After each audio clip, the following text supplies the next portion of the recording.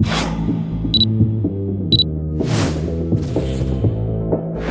I'm 100% ready to go. Would have played last week if I had to, so it's going really well. Rehab's been great and looking forward to a full training session tomorrow night. Wednesday, Thursday last week, it started to really turn the corner, and I felt like, if I had to play on Saturday, I'd be comfortable to put my hand up. It was just something that I put up sore from St Kilda game, and I've had a few little quad niggles the last few years. Most of them I've been able to play through. This one probably was a little bit stronger than the previous few. The club gave me every opportunity to prove my fitness, and right up to the last 90 minutes. And I just knew it wasn't right, and there's no way I was going to let my teammates down and put myself in a position where I wasn't going to perform at the level that I need to perform. So first opportunity to go in the coach's box, and absolutely loved it. The boys performed extremely well, and I couldn't hold back the emotions a few times. What were your emotions, one, going into the game, the fact that you'd missed, I think it was your first miss in like 48 games? I was extremely confident. I think we've shown all year, regardless of who's played, they've come in, played a role, and we've got the job done most times. So, Nick didn't play in the Derby, neither did the Cra. We've still had a really good win, and we've shown that all year. So that's a testament to our squad.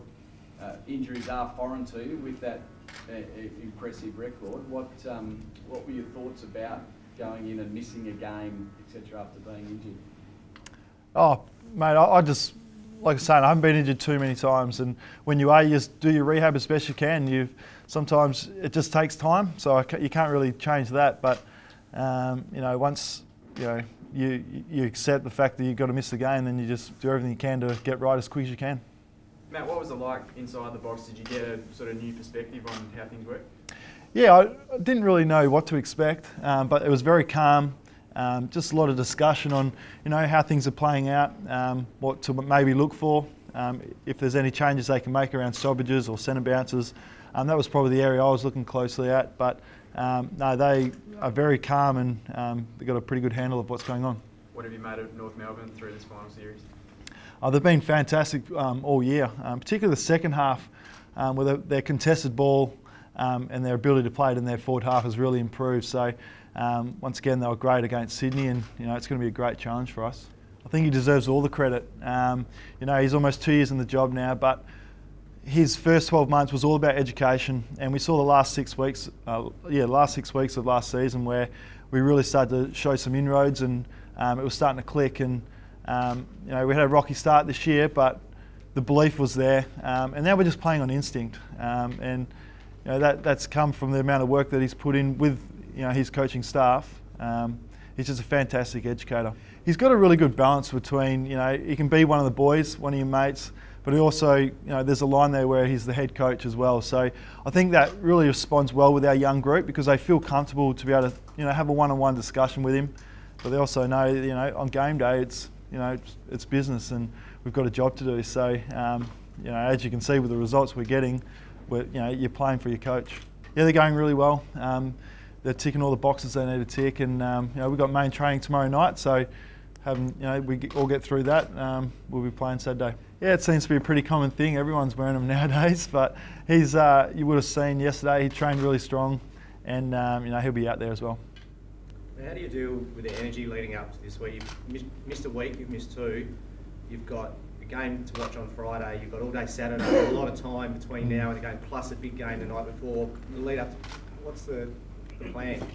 I think we just won't change anything. No different to any other Saturday night game where, I like to watch the game the night before. It's part of your preparation, and then, Saturday, guys, being a home game, they'll be able to keep busy. So whether it's going for a coffee and just relaxing, or everyone's got their own personal preparation, and this week's no different. A couple of guys earlier this season or during the season have spoken about a lull at the beginning of the year when Easy went down with his knee, it's hard to come to terms with. What's it like now at this stage at the pointy end of the season when he's back on the track and running? Has it added a bit of a bonus to the group? Yeah, it's such a tight-knit playing group, and we were devastated for Eric and Mitch start of the year. It rocked the group.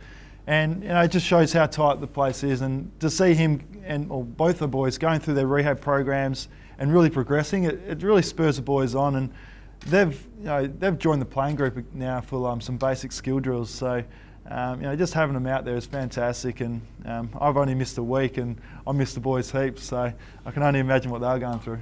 Absolutely, those two boys are ready for it. I think that's where our improvement has come from this year. Guys have been able to, accept the attention they're getting and then still performing a role for the team. Simo is really big on making sure you're reliable, not remarkable. So they'll have a role to play, and we'll help them out as much as we can. They were too good for us this year in Tasmania. They're a very good contested ball side, and that's probably where the game's going to be won and lost this week. Making sure that we can get it played in our forward half, it's going to be really important. Have you thought about the Brownlow medal and the possibility of going back to back? Not at all, mate. My sights are firmly on Saturday night, North Melbourne. No one picked us for top 8. They said we're the worst midfield too. So I think we've got a lot of belief, in our own ability, and as a group we complement each other really well. So we've got guys who can go inside and out, and we've got a lot of rotations going through the midfield. So I think that's really helped us as well. But we work hard for each other, and Nick and Cal obviously fantastic for us. What's had the biggest influence? Is it player development in the midfield or tactics? I don't know, we just know our roles. When we go out there to play, we know our strengths, we know our roles, and it's as simple as that, mate. We play for each other. Yeah, and you mentioned Nick Mack. Can you just talk a bit about the ruck battle this weekend? Obviously the two best ruckmen. Yeah, they're two fantastic ruckmen, and I've got the best seat in the house. So they're both, they know their craft really well. So Nick's improvement this year has come from, he's just not relying on his leap. He knows how to step around an opponent. He knows how to work them over. So his improvement's been great to watch. Yeah, against most ruckmen, I suppose you guys just assume he's going to win the ruck tap. What about against someone like Goldstein? How do you guys approach it in there? Yeah, well, he's a left-hander, so we do structure up a little bit different.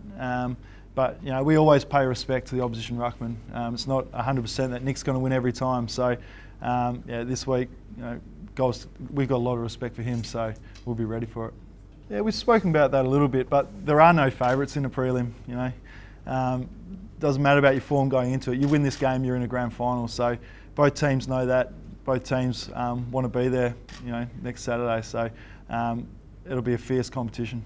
Yeah, being a WA boy, it'd be fantastic for Perth to see both sides in the grand final. But both sides, I know they'll just be so focused. We are so focused on making sure we win this week, and that's all we can really think about. But having said that, it'll be huge for Perth. I was just so excited. We earned the right to get a home preliminary final, so that was just it was pure joy. And this time of year, everyone's they're pretty sore. So to have the extra week off is it's going to really help us, I think. How much do you think that gave you the team the confidence that they can win without their Brownlow medal? Oh, it's fantastic. I think it just shows we don't rely on any one individual. We rely on the collective and making sure we all play our roles. And we've shown all year that regardless of who's playing, we're still a very strong side.